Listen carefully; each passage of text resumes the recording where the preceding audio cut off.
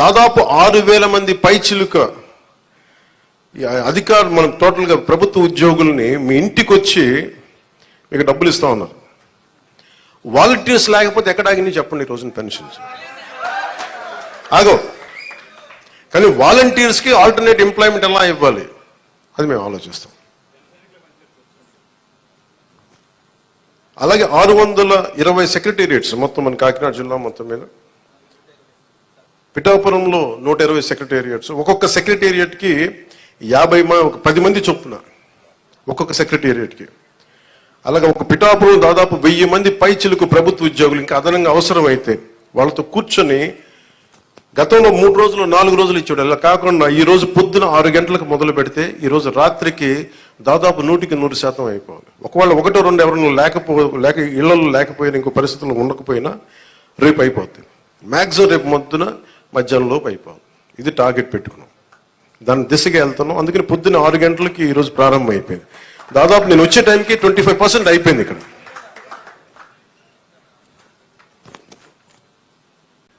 అదే మీరు ఊహించుకోండి, ప్రభుత్వ ఉద్యోగికి బాధ్యత ఉంటుంది. మీకు డబ్బులు ఇచ్చేటప్పుడు మిమ్మల్ని డబ్బులు అడగడానికి లేదు. ప్రైవేట్ ఉద్యోగి మిమ్మల్ని అడగలడు, ప్రభుత్వ ఉద్యోగి సెక్రటరీ ఉద్యోగి మిమ్మల్ని అడగలేడు. ఒకళ్ళు అడిగితే మీరు చేస్తుంది ఇట్ విల్ బికమ్ అకౌంటబిలిటీ, జవాబుదారీతనం. పలానా ఉద్యోగి వచ్చి అడిగాడని అక్కడ ఉన్న మా కూటమి నాయకులకి ఎవరికి ఒక్కరికి చెప్పినా లేదంటే సంబంధిత అధికారులు చెప్పినా, ఎందుకంటే మీ కష్టం అది. మీ ఒళ్ళు నలిగిపోయి లేదంటే మీ వెన్నెముకు వంగిపోయి రావాల్సిన వృద్ధాప్య పెన్షన్ దాన్ని దోచుకోవడం నిజంగా తప్పదు. అలాంటి పరిస్థితులు ఏదైనా ఉంటే అలా ప్రభుత్వ ఉద్యోగులు చేస్తారు నేను అంటలేదు. 1-2 పరిస్థితులు ఏదైనా ఉంటే దాన్ని కూడా మీరు గ్రీవెన్సెస్లో కలెక్టర్ గారి దృష్టికి తీసుకెళ్ళండి, జనసేన, టీడీపీ, బీజేపీ నాయకుల దృష్టికి తీసుకెళ్ళండి. ఎవరైనా సరే ప్రభుత్వం కోసం పనిచేసే ఎవరి దగ్గరికైనా సరే మీరు తీసుకెళ్తే దాన్ని వెంటనే దాన్ని కరెక్ట్ చేసే బాధ్యత మేము తీసుకుంటాం.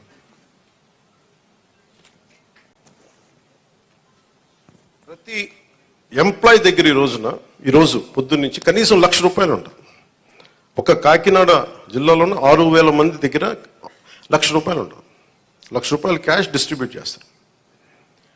ఇది అకౌంటబిలిటీ. ఎవరి చేతుల్లోంచి వెళ్ళదు, ఒక ₹100 వెళ్ళదు లేదు.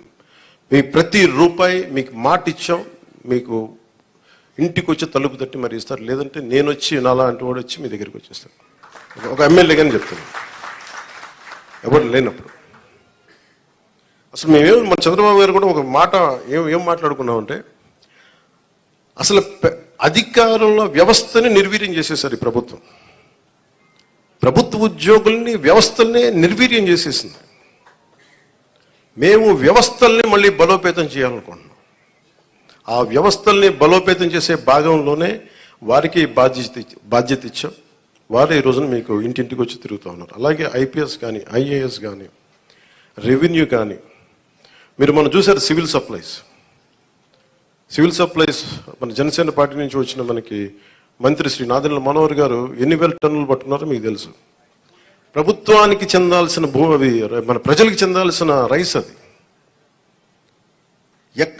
మేము మాట్లాడుతున్నప్పుడు అందరూ ఆ రోజు ఎంతమంది నమ్మారు ఖచ్చితంగా. కానీ ఈరోజు మేము వాస్తవంగా చూపిస్తున్నాం. మీరు మా మీద పెట్టుకున్న నమ్మకాన్ని మేము చూపిస్తున్నాం. గోడౌన్లో ఎంత రైస్ ఉందో చూడండి. ఎవరి డబ్బు అది? ఇప్పుడు మీరు అడుగుతూ ఉన్నారు మీరు గోవిందరావు గారు, మన డబ్బు అది. మీకు అర్థమవుతుందా? మీరు ఎవరు వ్యక్తులు నాకు అనవసరం. నాకు అది మీకు డబ్బు సంపద పెరిగితే మనం డబ్బులు ఇవ్వగలం. సంపద లేకుండా కూర్చోబెట్టి ఇండివిజువల్స్ రిచ్ అయిపోతున్నారు. ఇక్కడ వ్యవస్థల్ని చంపేస్తున్నారు, వ్యక్తులు పెరుగుతూ ఉన్నారు. వ్యవస్థలు పెరిగి డబ్బు ఉంటే తప్ప మీరన్నగా 40 కాదు 1,00,000 మందిలో డబ్బు ఇవ్వగలం. మేము దానికోసం పనిచేస్తున్నాం.